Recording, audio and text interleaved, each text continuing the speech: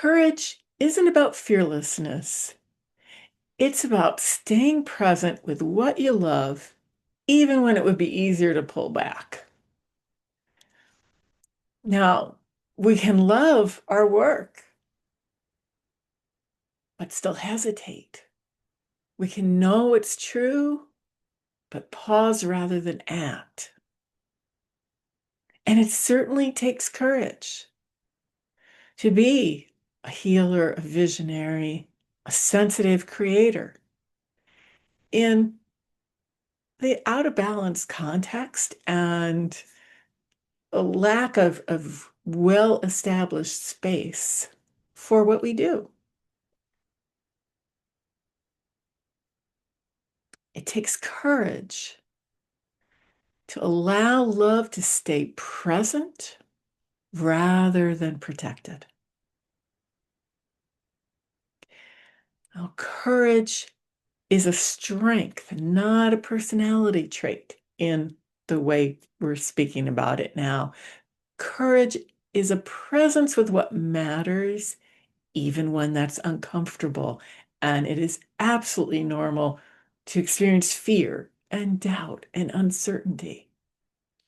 It's courage that allows us to move past that, acknowledging it, and even the courage to open to genuinely transform that.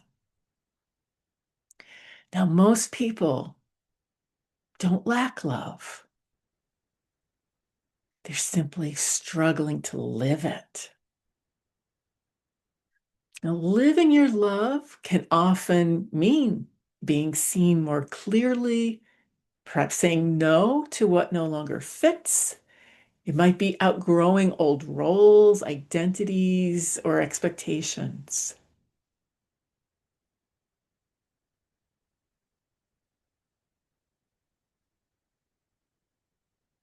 In that courage, it shows up really, rarely in the dramatic moments, but in the quiet ones. So I invite you to think, whatever comes to mind first, of a way that you've shown courage. See what your mind brings forward. And when we avoid courage, there is a cost to that. And that cost can be self-betrayal. It can be stagnation of staying with what actually no longer suits, and a kind of subtle dimming of our energy and our truth. It's still there, but it is not getting its full expression without the courage that's required.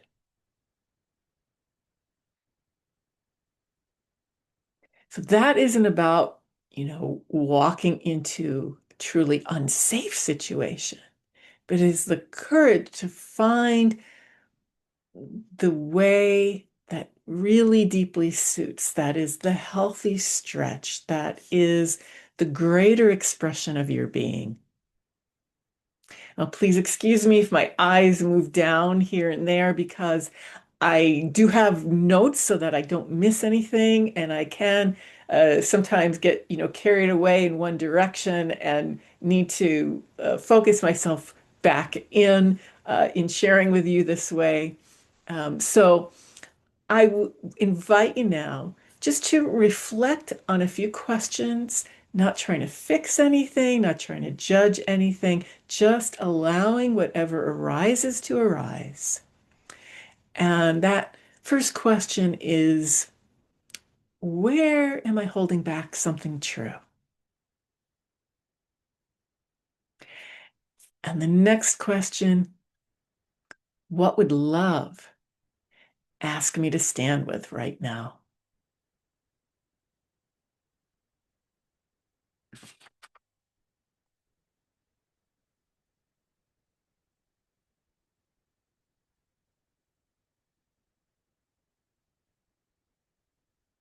Now, hesitation can often protect something tender.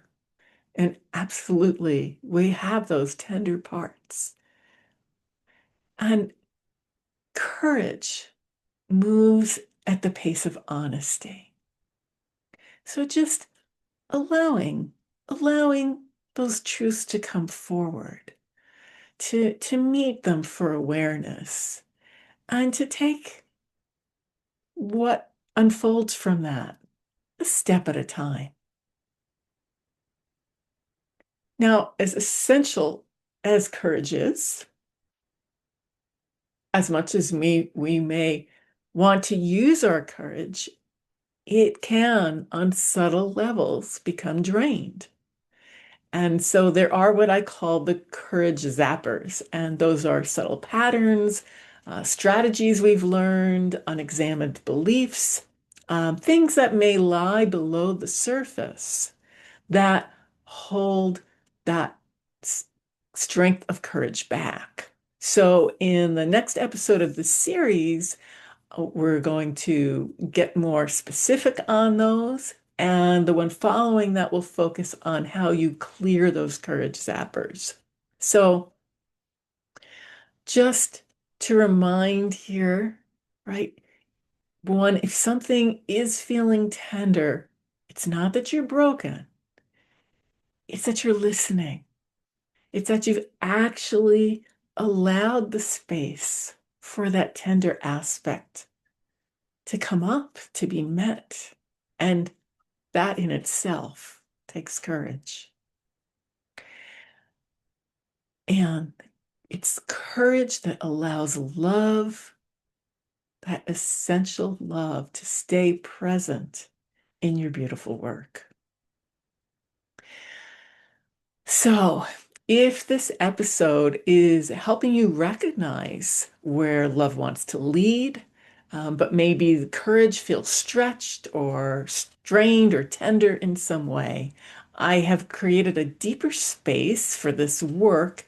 It's Flourish Your Purpose Immersion, and that is a heart-centered journey for healers and visionaries to clear blocks, to really strengthen your alignment, and to let your love lead your work with courage and confidence and flow so you can really make the kind of impact that you're called to, that you're really meant to in this life. So I've put a link in the description, and if that feels right for you, please check that out. And if you'd like to stay in conversation, you're very welcome to join me in my free Facebook group. That is the number 4, Flourishing Your Healing Visionary Purpose. It's a space to reflect and connect and to walk this path together. And I'll put that link below for you also.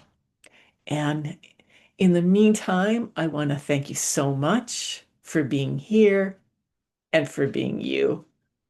Namaste and many blessings to you, my friend.